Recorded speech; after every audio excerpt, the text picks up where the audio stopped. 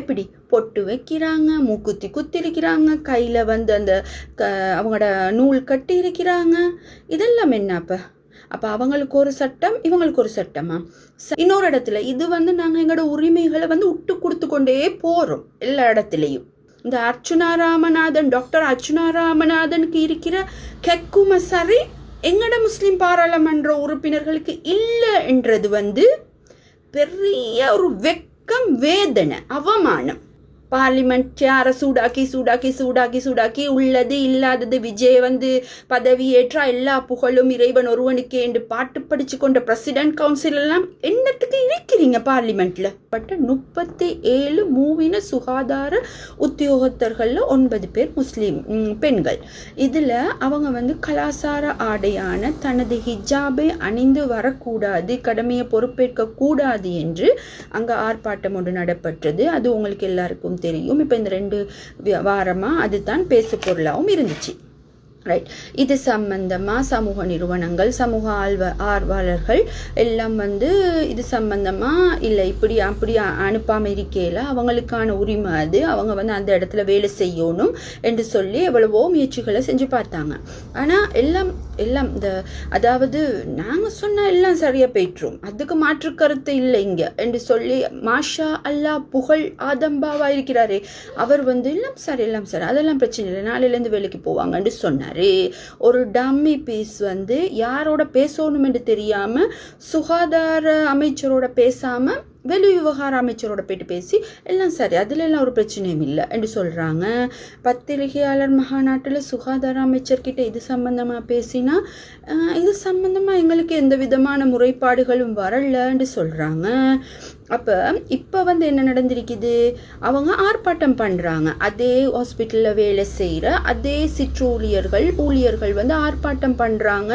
இவங்க வந்து வரக்கூடாது, எந்த கலாச்சார உடையோட வரக்கூடாது என்று ஆர்ப்பாட்டம் பண்ணுறாக்கள் கலாச்சார ஆடையோட தான் இருக்கிறாங்க. எப்படி பொட்டு வைக்கிறாங்க, மூக்குத்தி குத்திருக்கிறாங்க, கையில் வந்து அந்த அவங்களோட நூல் கட்டி இருக்கிறாங்க. இதெல்லாம் என்ன அப்போ அவங்களுக்கு ஒரு சட்டம், இவங்களுக்கு ஒரு சட்டமா?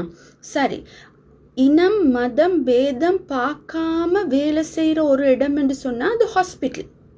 அந்த ஹாஸ்பிட்டல்லையும் நீங்கள் உங்களோட இனவாதத்தை வந்து கக்குறீங்களா? ஏன் இது கல்முனைண்டா தமிழாக்களுக்கு மட்டும் ஒரு உரிய இடமா? மறந்துட்டீங்களா? அமைச்சர் பெருந்தலைவர் அஷ்ரஃப் வந்து என்ன செஞ்சாரு, இந்த டிவியில் நியூஸ் வாசிக்கிற போக்கோல பொட்டு வச்சு வாசிக்க கூடாது என்று சொல்லி ஒரு ரூல் வந்த நேரம் இல்லை, அது அவங்களோட உரிமை, அவங்க பொட்டு வச்சு வாசிக்கிறதுல எந்த தடையும் ஏற்படக்கூடாதுன்னு அந்த உரிமையை பெற்றுக் கொடுத்ததை நீங்கள் மறந்துட்டீங்களா?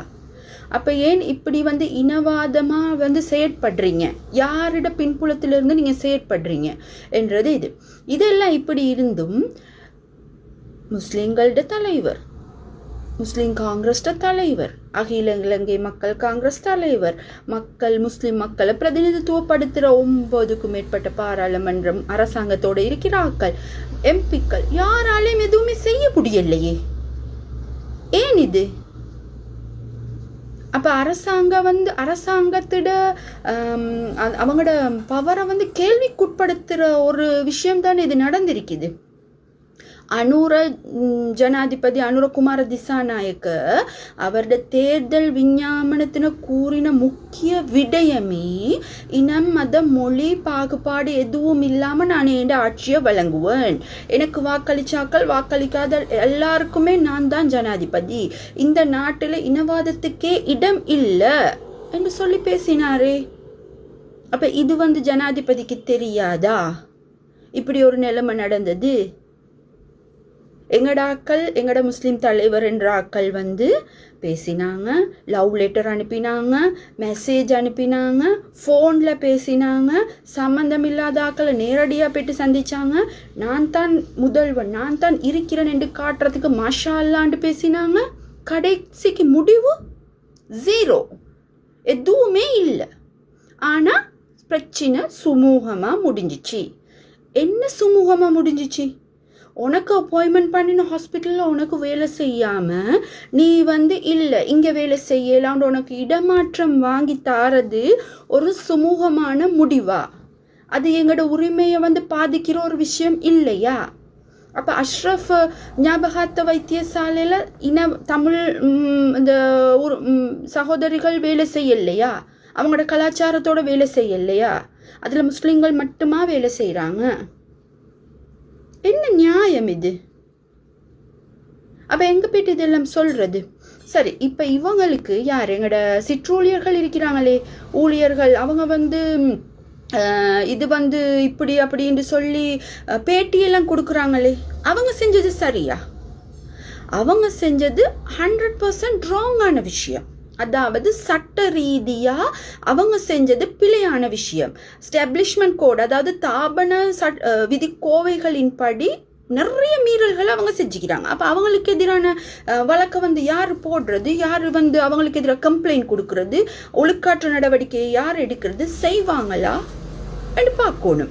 அதில் ஸ்தாபன கோவைகள் எஸ்டாப்ளிஷ்மெண்ட் கோடில் 32வது பிரிவு ஊடக அறிக்கை மற்றும் கருத்து தெரிவித்தல், அரசு அலுவலர்கள் அரசியல் இனப்பிரச்சனைகள் அல்லது அரசாங்கத்தின் கொள்கைகள் குறித்து பேட்டி அளிப்பதற்கோ கருத்து தெரிவிப்பதற்கோ கட்டுரை எழுதுவதற்கோ முற்றாக தடை செய்யப்பட்டுள்ளது. அப்போ அதை மீறித்தானே அவங்க செஞ்சிருக்கிறாங்க. அதே மாதிரி பிரிவு 6 மற்றும் 7 ஊடகங்களுக்கு உத்தியோகபூர்வ தகவல்களை தெரிவிக்கிறது என்று சொன்னால் அமைச்சின் பேச்சாளர், அமைச்சின் செயலாளர் அல்லது நிறுவன தலைவர், ஹெட் ஆஃப் டிபார்ட்மெண்ட் ஆகியோருக்கு மட்டும்தான் அதிகாரம் இருக்கு. ஒரே ஹாஸ்பிட்டலில் 25 வருஷமாக வேலை செஞ்சேன்னு சொல்லி அது அவங்களோட ஹாஸ்பிட்டல் ஆகாது. அவங்க ஹெட் ஆஃப் டிபார்ட்மெண்ட் ஆக மாட்டாங்களே. அவங்களுக்கு எந்த ரீதியில் இந்த உரிமை வந்துச்சு? யார் இந்த உரிமையை கொடுத்தது? மைக்குக்கு முனுக்கு கருத்து தெரிவிக்கிறதுக்கு. அதே மாதிரி பொது நிர்வாக சுற்றறிக்கை, அதாவது பப்ளிக் அட்மினிஸ்ட்ரேஷன் சர்க்குலர் படி முன் அனுமதியின்றி அச்சு ஊடகங்கள், மின்னணு ஊடகங்கள் அல்லது சமூக வலைத்தளங்கள் வாயிலாக கருத்து தெரிவிப்பது கடுமையான ஒழுக்காற்று நடவடிக்கைக்குரிய குற்றமாகும். அப்போ இப்படி நிறைய குற்றங்கள் இன்னும் இருக்கு. டைம் லென்த்தாக போகுது. அப்போ இன்னும் இது நான் நினைக்கிறேன் ஒரு ஃபேஸ்புக்கில் ஒரு வசீம் நிஸ்மி என்ற ஒரு ஆளும் எழுதியிருந்தார் இது சம்பந்தமாக கருத்துக்களை. அப்போ இன்னும் இருக்குது இவங்க செஞ்ச குற்றங்கள். இதுக்கெல்லாம் யார் ஒழுக்காற்று நடவடிக்கை எடுக்கிறது? இதுக்கான தண்டனை என்ன? டிமோஷன், பதவி உயர்வை தடுக்கிறது, இதெல்லாம் இருக்குது. அப்போ இதெல்லாம் அவங்களுக்கு தெரியாமல் இதுக்கெல்லாம் யார் பின்புலமாக இருந்து செயற்படுறது? ஆகவே இப்போ என்ன? சுகாதார ஊழியர்களோட பிரச்சனை சுமூகமாக தீந்துச்சு, அவ்வளவுதானே. சுமூகமாக தீரல்ல, இது தூக்கி ஒரு இடத்துலேருந்து இன்னொரு இடத்துக்கு வீசி இருக்குது.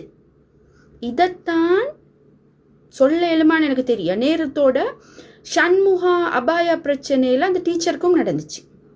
செட்டில் பண்ணியாச்சு, சுமூகமாக தீந்துச்சு, எந்த பிரச்சனையும் இல்லைன்னு சொல்லி அதே ஸ்கூல்லேயே அந்த டீச்சர் வேலை செஞ்சா. இன்னொரு இடத்துல தான் வேலை செய்கிறாவ.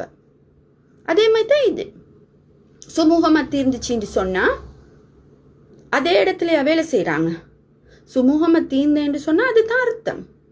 இன்னொரு இடத்துல இது நாங்கள் எங்களோட உரிமைகளை விட்டு கொடுத்து கொண்டே போகிறோம். எல்லா இடத்துலையும் விட்டு கொடுத்து கொண்டே போகிறோம்.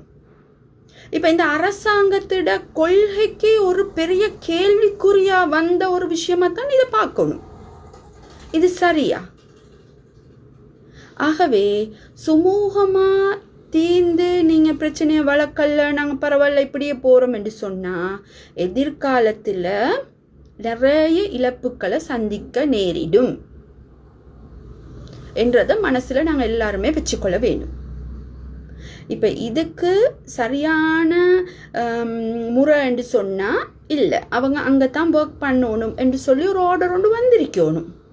அந்த ஆர்டர் வராமல் நாங்கள் பிரச்சனை எல்லாம் வானமப்பா, லேசஸ் தீர்த்துக்கொள்வோமப்பா, அந்த வீட்டில் ஹஸ்பண்ட் அண்ட் ஒய்ஃப் பேசி முடிவாக்குற மாதிரி ஒரு சென்ட்ரல் மினிஸ்டர் அவருக்கு பவர் இல்லையா? அவருக்கு ஆர்டரை போடுறதுக்கு இல்லை, இவங்க இங்கே தான் ஒர்க் பண்ணணும் என்று சொல்லி.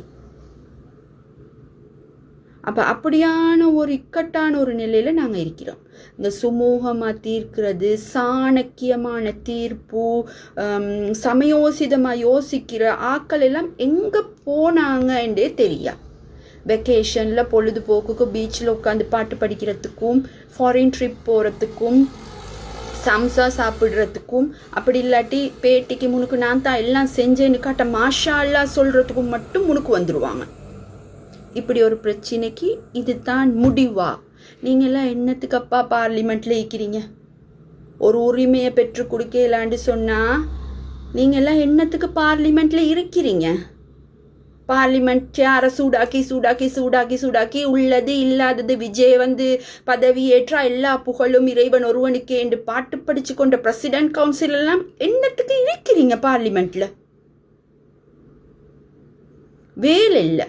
இந்த அர்ச்சுனா ராமநாதன், டாக்டர் அர்ச்சுனா ராமநாதனுக்கு இருக்கிற கெக்கும சரி எங்கட முஸ்லிம் பாராளுமன்ற உறுப்பினர்களுக்கு இல்லை என்றது பெரிய ஒரு வெக்கம், வேதனை, அவமானம். இதுக்கு புறவும் என்னென்னலாம் ஃபேஸ் பண்ண வேண்டி வருமோ தெரியா? அவ்வளோத்தான் பாதுகாக்கணும் எங்கட முஸ்லிம் சமூகத்தை. இது போன்ற செய்திகளை தெரிந்து கொள்ள தமிழ் லங்கா குரல் சேனலை சப்ஸ்கிரைப் செய்து அருகே இருக்கிற பெல் பட்டனையும் கிளிக் செய்து கொள்ளுங்கள். மேலும் இது போன்ற செய்திகளை உடனுக்குடன் தெரிந்து கொள்ள தமிழ்லங்காகுரல்.com எனும் இணையத்தின் வாயிலாக எங்களோடு இணைந்து கொள்ளுங்கள்.